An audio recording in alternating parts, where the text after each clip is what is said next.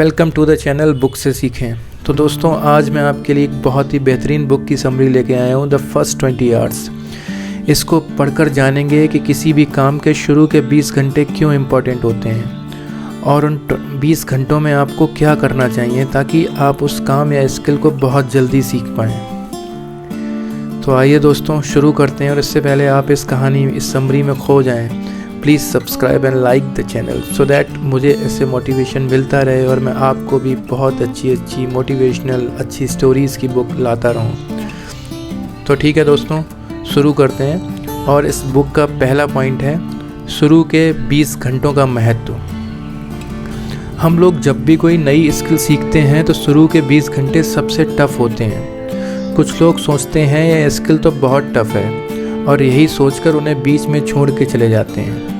जैसे बहुत से लोग जिम ज्वाइन तो करते हैं लेकिन शुरू में ही उसे दर्द होने लगता है और वे जल्दी से जिम जाना छोड़ देते हैं। लेकिन अगर वे किसी तरह शुरू की तकलीफ़ झेल लें तो आगे उन्हें बहुत ही अच्छा फील होगा।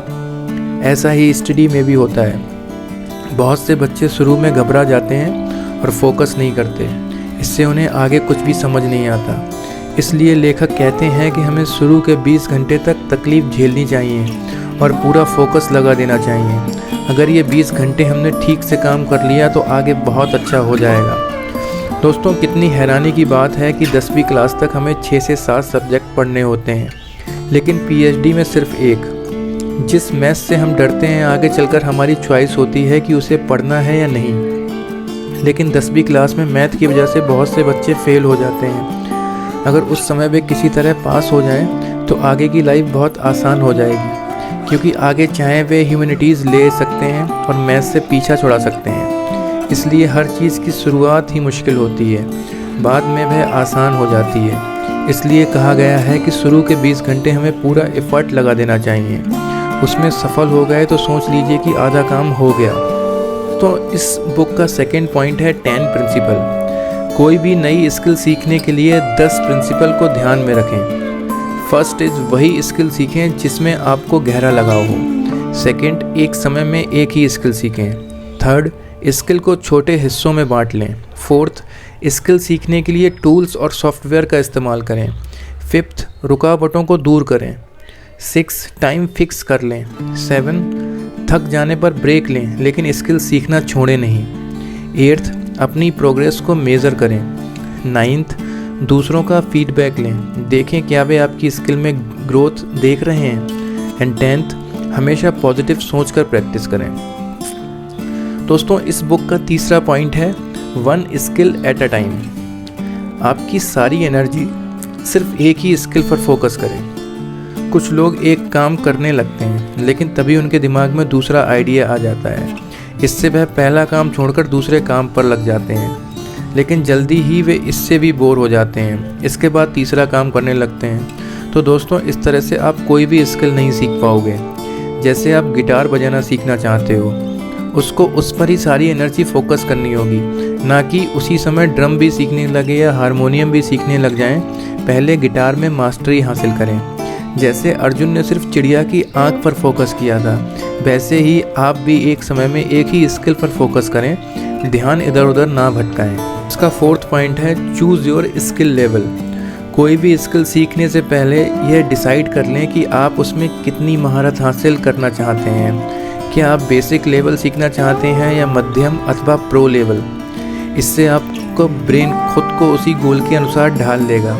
जैसे गिटार सीखने के लिए कुछ लोग शुरू में केवल 2 या 3 कॉर्ड सीखते हैं और उस पर बहुत से गाने बजा लेते हैं। अगर आप सिर्फ हॉबी के लिए कोई स्किल सीखना चाहते हैं तो बेसिक लेवल भी ठीक है, लेकिन अगर आप प्रोफेशनल बनना चाहते हो तो आपको प्रो लेवल तक जाना चाहिए। दोस्तों, फिफ्थ पॉइंट इस बुक का है स्मॉल स्टेप में सीखें। दोस्तों, कोई भी स्किल आपको एकदम से नहीं आ जाती, आपको छोटे छोटे कदम लेते रहना होगा।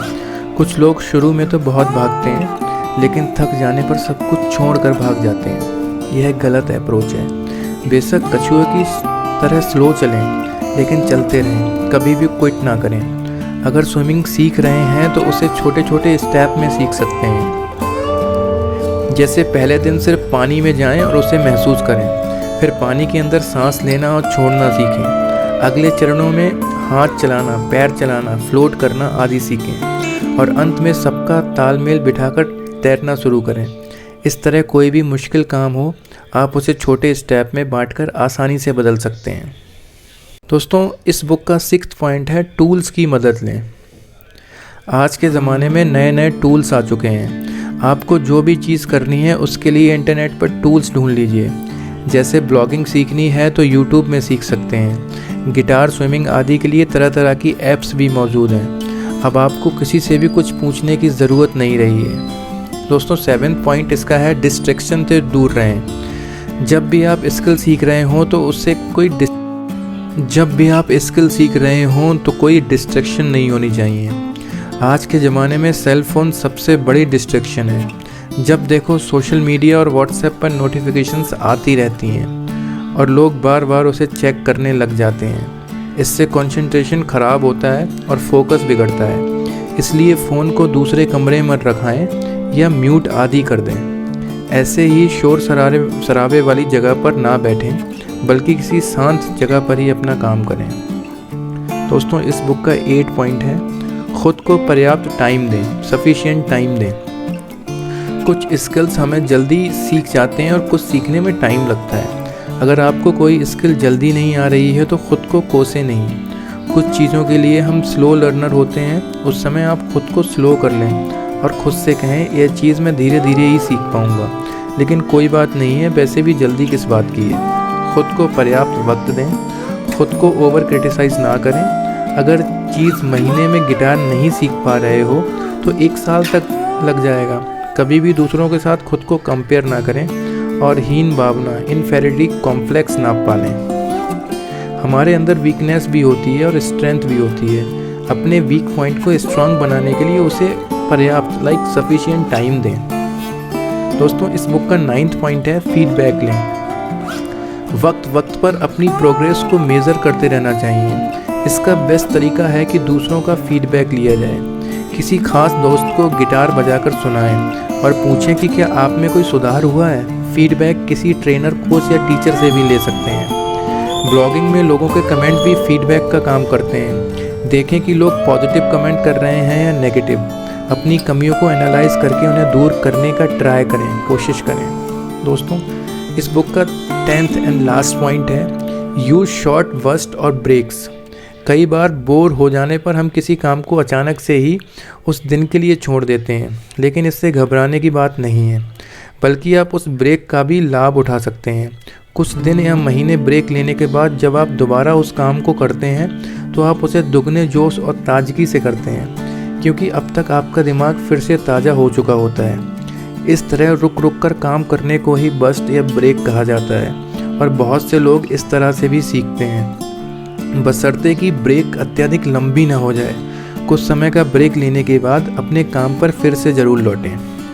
तो दोस्तों, द फर्स्ट 20 आवर जो मैंने आपको समरी हिंदी में सुनाई है, इसकी दी हुई टेक्निक को फॉलो करके आप भी नई नई स्किल आसानी से सीख पाएंगे। और मुझे आप बताना प्लीज़ कमेंट करके कि आपको इस बुक की समरी कैसी लगी, और अगर अच्छी लगी then please subscribe and like the channel. मैं ऐसे बुक की समरी आपके लिए डेली लाता रहूँगा। Thank you very much for listening this video.